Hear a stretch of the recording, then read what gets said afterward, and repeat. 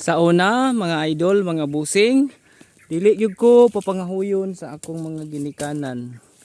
Kay mahadlok sila nga mapaakan ko og mga amigas, bitin.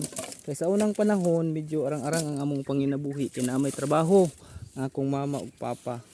Pero karon sa ako nay nanginabuhi, mapugos jud kog pangahoy kay gamit man dai kayo sa pugon.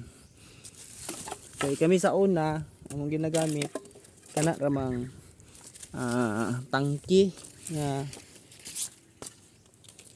imo lang pinduton mo siga na pareha ng gas range god. Mao man ay uso sa mga sa una, pero sa unang panahon ug nakay gas range arang-arang na gyud imong panginabuhi kay mahal baya na sa una di halos baya na dili ka makapalit og dili ka medyo arang-arang og income.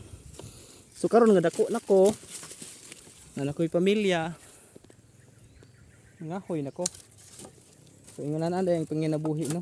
So kita nga mga kabatan-unan karon magtuon jud mo aning mga basic nga mga trabaho sama in pagpangahoy. So mo ni akong kargahan dinhi sa akong uma bukag.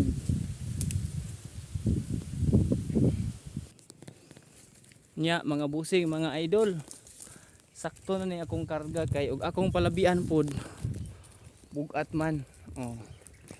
So mo ni akong kahimtang karon nangahoy ko para sa sugnod sa among kupras. Mga busing, mga idol, ako ang inyong farmer vlogger, ang kalipay sa kasing-kasing.